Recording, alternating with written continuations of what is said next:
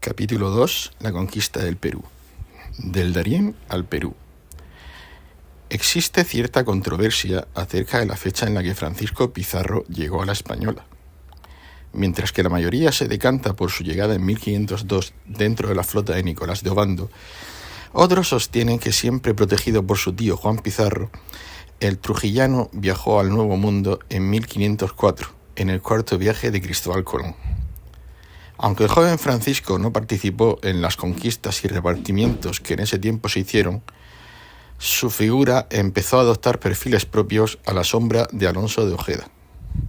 Junto al conquense, conoció de primera mano la pugna fronteriza entre españoles, en concreto la que enfrentó a Diego de Nicuesa, gobernador de Veragua, y al propio Ojeda, que lo era de Nueva Andalucía, territorio comprendido entre el Golfo de Urabá y el Cabo de la Vela. El 10 de noviembre de 1509, rumbo a su gobernación, Ojeda dejó atrás la Española y desembarcó en la bahía de Cartagena. Allí perdió a gran parte de sus hombres y recibió un flechazo en una pierna. Entre los muertos se contó el cosmógrafo Juan de la Cosa, que había desaconsejado echar las anclas en esas latitudes, tierra de muerte, según Gómara. Con Ojeda de regreso a la isla, donde después de innumerables peripecias tomó los hábitos franciscanos y murió a principios de 1516, Francisco Pizarro quedó en Urabá a la espera de refuerzos. Casi 2 meses después, cumplido el plazo acordado, zarpó hacia la Española. Interceptado por el bachiller Martín Fernández Enciso, socio de Ojeda, el trujillano fue obligado a regresar al fuerte de San Sebastián, que había sido arrasado por los indios. En la armada de Enciso, acompañado por su perro Leoncio, viajaba un polizón llamado Vasco Núñez de Balboa, que había llegado al Nuevo Mundo en 1501 en una de las 2 carabelas de Rodrigo de Bastidas. Con él había recorrido aquellas costas. Gracias a sus indicaciones, parte de los españoles fueron al territorio del cacique Cemaco, al que Enciso, tras encomendarse a la Virgen de Nuestra Señora de la Antigua, derrotó. Después de la victoria, que dio como fruto un pequeño botín de oro, los españoles se reunieron en la que llamaron La Guardia, sobre la que Núñez de Balboa fundó Santa María de la Antigua del Darién, primera villa española en el continente. Establecidos allí, los cristianos se dividieron en 2 bandos. Aunque Enciso disponía de una cédula del rey que le daba poderes de capitán y alcalde mayor, su autoridad fue discutida por Balboa, que, recogiendo el malestar de aquellos a los que incomodaba ser mandados por un letrado, negó la provisión real y, según Gómara, añadió que ellos no eran de Ojeda. Después de forzar la constitución de un cabildo, en el que el propio Vasco quedó como alcalde junto a Martín de Zamudio, la debilidad de Enciso fue total, máximo al conocerse que en realidad había perdido la provisión real cuando su nave encalló en su entrada a Urabá. Mientras la figura de Enciso se debilitaba, Rodrigo Enríquez de Colmenares llegó con 2 naves y socorros para Diego de Nicuesa, al que halló en nombre de Dios después de ascender por la costa. Al gobernador, flaco, descolorido, medio desnudo, apenas le quedaban 60 compañeros hambrientos y desarrapados.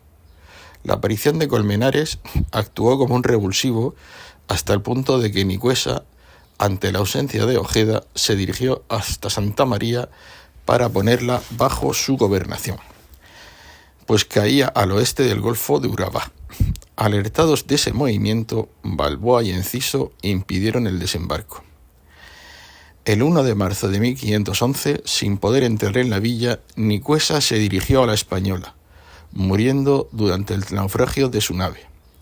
2 meses después, el que embarcó rumbo a la isla, a bordo de la carabela del Colmenares, fue el bachiller Enciso, que luego viajó a España para informar al Consejo de Indias de las irregularidades cometidas por Núñez de Balboa.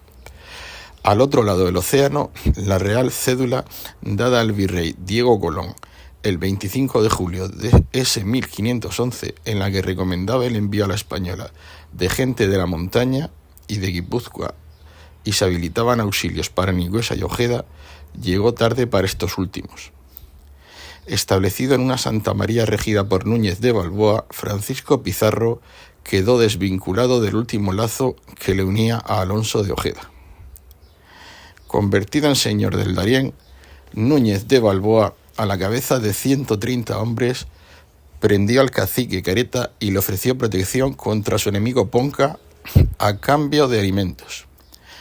Bautizado como Fernando en honor al rey católico, el cacique le entregó a su hija Anayansi, que con 13 años se convirtió en amante del español.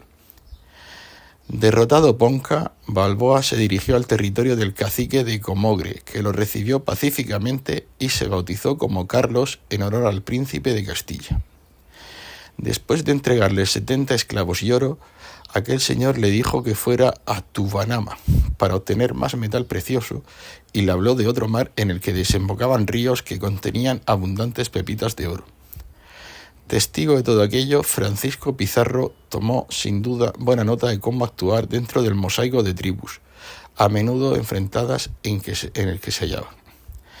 A su regreso a Santa María, Núñez de Balboa se enteró de su nombramiento por parte de Diego de Colón como gobernador interino del Darién.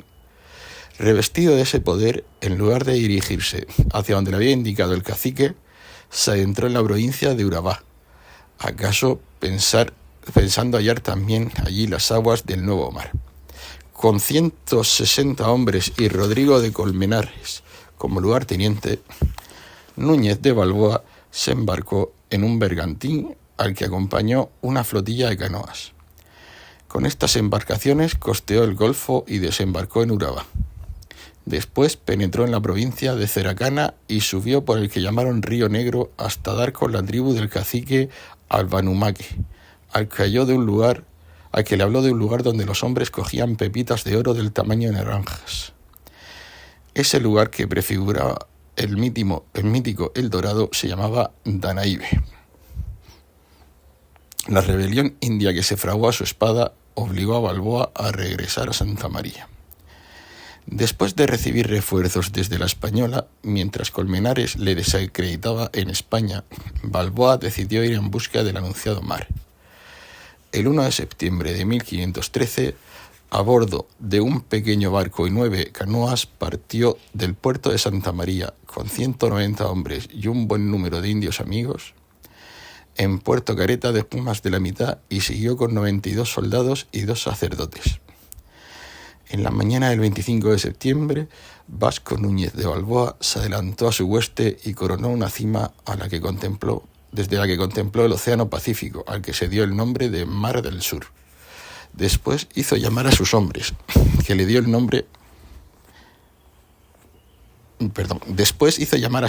movió piedras, cortó ramas y grabó el nombre de los reyes Fernando y Juana en el tronco de unos árboles. Andrés de Valderrábano anotó el nombre de los 67 españoles presentes. Entre ellos estaba Francisco Pizarro, teniente de la expedición. 4 jornadas después, el día de San Miguel, luego de reunir algunos rezagados, Núñez de Balboa, junto a 26 españoles que lucieron sus mejores galas, tomó posesión de aquellas aguas saladas con el pendón de Castilla en una mano y la espada en la otra. Valderrábano, que dio fe de acto, escribió el nombre de todos los presentes nuevamente encabezados por Balboa y Pizarro. Asentados en aquella tierra rica en perlas, los barbudos tuvieron las primeras noticias de la existencia de un rico reino situado al sur. A su regreso, Balboa supo que el rey había nombrado un nuevo gobernador para el Darién, por lo que se apresuró a dar noticia a la corte de su descubrimiento y a pedir la gobernación de la Mar del Sur. Mientras tanto, en España, la anulación en el verano de 1513 de una expedición militar con destino a Nápoles al mando de Gonzalo Fernández de Córdoba hizo que soldados, hidalgos y nobles pusieran sus ojos en el Nuevo Mundo y se concentraran en Sevilla. Algunos de ellos formaron parte de la gran expedición capitaneada por el veterano Pedro Arias de Ávila, también conocido como Pedrarias, el Galán o el Gustador. compuesta por 22 buques, a bordo de los cuales viajaron 1.250 soldados y un número indeterminado de mujeres y niños. Entre la tripulación, además de labriegos y misioneros destinados a poblar, iban los que se convertirían en descubridores y conquistadores de nuevas tierras. En la armada viajaron Pascual de Andacoya, Hernando de Soto, Sebastián de Benalcázar, Bernal Díaz del Castillo, Diego de Almagro y Hernando de Luque. También lo hizo en calidad de veedor de minas y fundiciones Gonzalo Fernández de Oviedo, que se convirtió en uno de los principales cronistas del Nuevo Mundo. Como tantos otros, Oviedo trató de encajar la existencia de aquellas tierras y hombres, así como los poderes que sobre ellos tenía el soberano español, dentro de unos quicios más legendarios que históricos. Según afirmó Herrera en su Historia General de las Indias, Gonzalo Fernández de Oviedo llegó a escribir al rey diciéndole que la Española y las islas aledañas habían sido poseídas por el rey Éspero, 12º rey de España, contando desde el bíblico Túbal. El mismo Oviedo, en su Historia General y Natural de las Indias, sostuvo, apoyándose en el historiador griego Beroso, que las Indias eran las legendarias islas Hespérides, junto a los pertrechos y los animales que se embarcaron en Sanlúcar con tan distinguidos viajeros. También lo hizo el requerimiento confeccionado por el doctor Juan López de Palacio Rubios. El documento se leyó por primera vez en Santa Marta, lugar donde perdió la vida el montañés Hernando del Arroyo, herido por una flecha en Herbolada. Con todo preparado, la flota se hizo a la mar en Sanlúcar el 11 de abril de 1514. Entre las instrucciones dadas a Pedrarias, al que se entregó una copia del Tratado de Tordesillas por haber tenido noticia de la navegación de naves portuguesas cerca de tierra firme, estaba la de investigar las acciones de Núñez de Balboa, orden que tras el testimonio de Enciso se elevó a la de prenderle y secuestrar sus bienes. Las noticias que Balboa trasladó a la corte acerca de la abundancia de oro, unidas a la del descubrimiento del Mar del Sur, atenuaron, sin embargo, el inicial rigor del rey Fernando, para con quien hasta entonces consideraban un rebelde. Sus buenas relaciones con algunos oficiales del rey, junto a las cartas que envió a la corte, ofrecieron la imagen de un conquistador pactista, incluso pacífico. Tras cruzar el Atlántico y hacer una escala en la isla Dominica, Pedrarias saltó a tierra en el puerto de Santa María el 30 de junio de 1514. El galán entró en Santa María de la Antigua con gran boato. Bajo palio lo acompañaba Juan de Quevedo, obispo de tierra firme. Al verlos, Vasco Núñez de Balboa, que se hallaba reparando un tejado, salió a su encuentro mal vestido. Esta imagen, entre otras, sirvió para enfrentar al retrato de un opulento Pedrarias y un humilde Balboa, que sin dudar colocó las credenciales reales sobre su cabeza en señal de acatamiento. Ya en Santa María, a pesar del cuidado con el que se había preparado el viaje, costeado en gran medida por Fernando el Católico, las provisiones comenzaron a escasear. En un mes, según contó Pascual de Andagoya, a pesar de que en la expedición fueron un médico, un cirujano y un boticario, murieron 700 hombres de hambre y de enfermedad de modorra. El propio Pedrarias también enfermó, sufriendo constantes recaídas. La situación en el Darién, rebautizada por el rey Fernando como la Castilla del Oro, era catastrófica, lo cual derivó en maltrato de los naturales. Por su parte, Pedrarias y Balboa enviaban cartas al rey en la que se lanzaban duras acusaciones. El 20 de marzo de 1515 llegó el nombramiento real de Núñez de Balboa como adelantado de la Mar del Sur y gobernador de Panamá y Coiba. Aunque, según las instrucciones recibidas, Vasco Núñez estaba sujeto a Pedrarias, pronto surgió una gran rivalidad entre ambos, pues el jerezano pretendía poblar sus gobernaciones para desde allí navegar hacia el sur en busca de la especiería o de un paso que conectara los dos mares. La primera expedición de Núñez de Balboa como adelantado rumbo a Aldabaibe la hizo al frente de 190 hombres que embarcaron en un bergantín y 2 naves. El resultado fue un absoluto fracaso. A esta entrada le siguió la encabezada por el propio Pedrarias, que dio como resultado la fundación de Acla, en la que construyó un fuerte. En su ausencia, Balboa mandó llamar a los españoles asentados en Cuba y La Española, hecho que Pedrarias interpretó como un intento de rebelión, por lo que arrestó a Balboa. Tratando de diluir esa enemistad, el obispo Juan de Quevedo casó a Jerezano con doña María de Peñalosa, hija de Pedrarias, que permanecía en un monasterio de Castilla. El acuerdo matrimonial buscaba la pacificación del Darién. En este contexto, en noviembre de 1516, Pedrarias mandó a su yerno a Acla al mando de 300 hombres más los 60 llegados de las islas y millares de nativos.